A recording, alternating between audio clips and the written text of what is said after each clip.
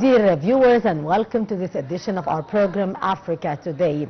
President Abdel Fattah Sisi on Monday met with visiting Zambia's President Hakainde Hichilema at Al-Ittihadiyya Presidential Palace. At the meeting, President Sisi and President Hichilema tackled means of boosting bilateral relations, building on the historical distinguished political ties between the two countries.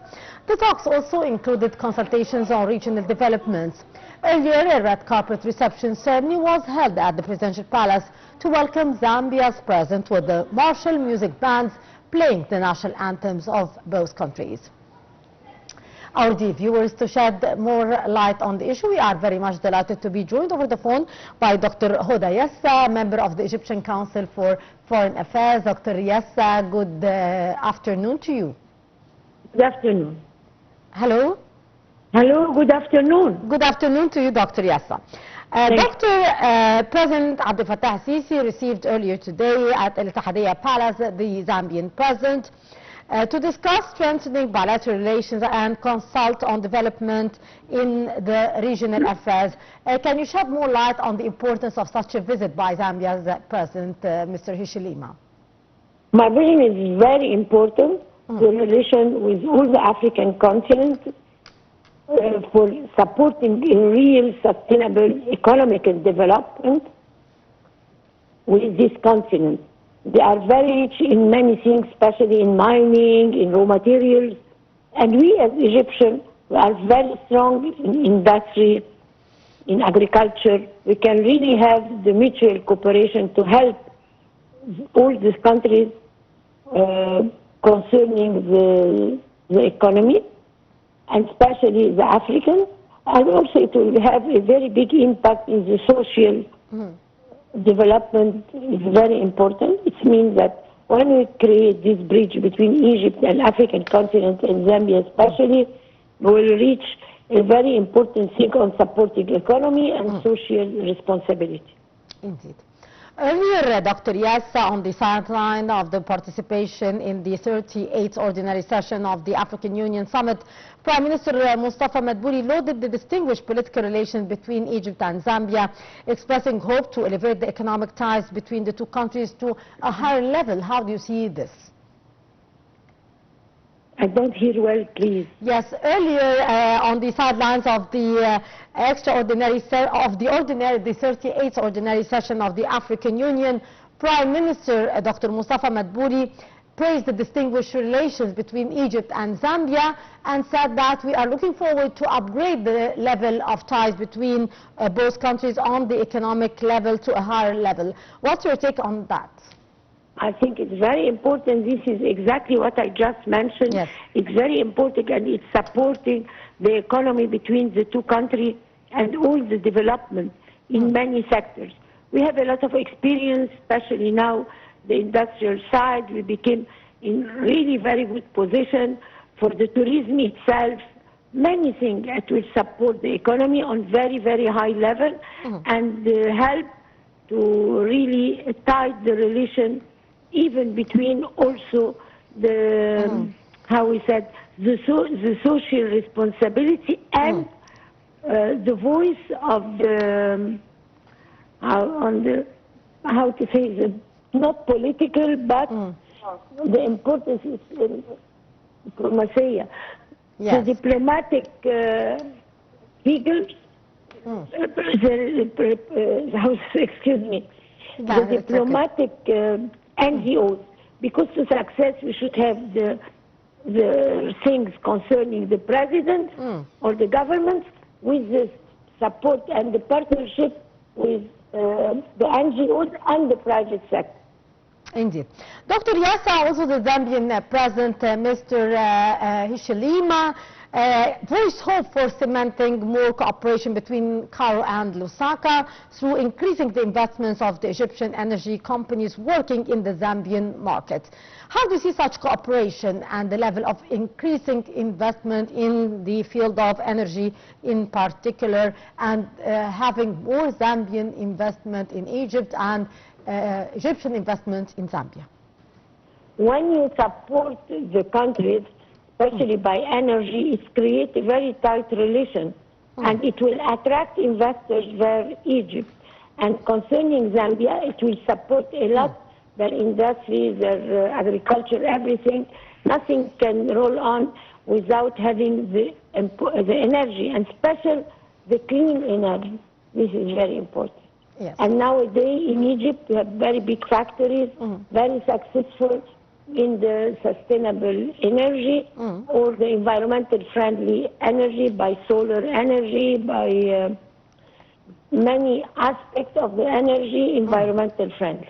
It's very important. And it will attract them because it will create a relation between the countries, between the private sector, between the NGOs, and between the governments and the big companies in this field. Yes, indeed, Egypt is having a great interest in increasing its cooperation with all the African countries in general. How do you see the Egyptian role in Africa at the moment, Dr. Yassa? We support for the development of those countries. We help them to increase their income through the new technologies, the know-how of all the sectors. Indeed. And Dr. Yassa, the timing of the visit by the Zambian president is coming amid very turbulent situation in the region. How do you see the timing of such a visit? The timing is really perfect because we need to put all together, hand to hand, to support our countries. It's very important to create a big lobby between us as Africans to support all the laws and all the concepts of our president and of the whole Arab region too. It's a real Arab-African cooperation led by Egypt. Indeed. This is very important. Indeed, Dr. Hoda Yassa, member of the Egyptian Council for Foreign Affairs, thank you so much for your precious input. And moving on, where Deputy Foreign Minister Abu Bakr Hifni Mahmoud highlighted the necessity of debt for climate swaps in driving sustainable development across Africa at the Group of 20 Foreign Ministers meeting in Johannesburg, South Africa. At the Group of 20 G20 Foreign Ministers meeting in Johannesburg, South Africa, Deputy Foreign Minister Abu Bakr Hifni Mahmoud highlighted the necessity of debt for climate swaps in driving sustainable development in Africa. According to an Egyptian Foreign Ministry statement, Mahmoud affirmed Egypt's commitment to working alongside South Africa to advance their G20 presidency priorities in this area. The G20 is an annual meeting of 20 economic world powers representing 85% of global GDP, 75% of trade and around 80% of the population. The forum was formed in the wake of the Asian financial crisis of 1997-1998 and has held annual meetings since 1999. The statement said that Mahmoud had stressed the importance of enhancing financial access for developing nations, especially through measures such as debt for climate swaps, utilizing modern technologies like artificial intelligence, and strengthening water and food security. During the two-day meeting on Thursday and Friday, Mahmoud acknowledged the prevailing global challenges, notably the rise in unilateral and protectionist policies, and called for enhanced international solidarity and cooperation. He urged the G20 to address the imbalances in the global financial system, focusing on expanding access to affordable financing, and cautioned against forcing developing nations to choose between climate action and sustainable development. The UN said Burundi is facing a rapidly worsening humanitarian situation as more than 40,000 people have fled there in 2 weeks to escape fighting in Eastern Democratic of Congo. The UN said that Burundi was facing a rapidly worsening humanitarian situation as more than 40,000 people have fled there in 2 weeks to escape fighting in Eastern Democratic Republic of Congo.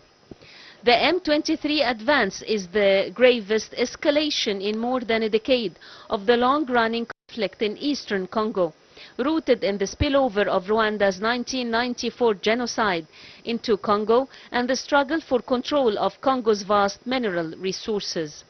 Rwanda rejected the allegations by Congo, the United Nations and Western powers that it supported M23 with arms and troops. It said that it was defending itself against the threat from a Hutu militia, which it said was fighting with the Congolese military. According to the UN, several areas in northwest Burundi are overwhelmed with people, some of whom have been displaced several times and have arrived injured or with health problems, such as measles. The UN representative recounted the story of a woman whose 2 children died shortly after arriving across the border into Burundi. UN Refugee Agency UNHCR says 36,000 people have fled to Burundi, some on makeshift boats across the Rusizi River, separating the 2 countries, while 6,000 have entered via the official border crossing of Bujumbura since February 14th.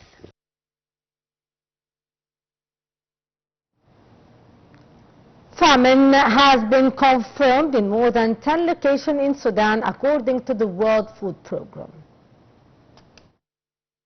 According to the World Food Programme, famine has been confirmed in more than 10 locations in Sudan. Another 17 are said to be on the brink as the UN body launches an appeal for $6 billion to avert a humanitarian catastrophe in the country.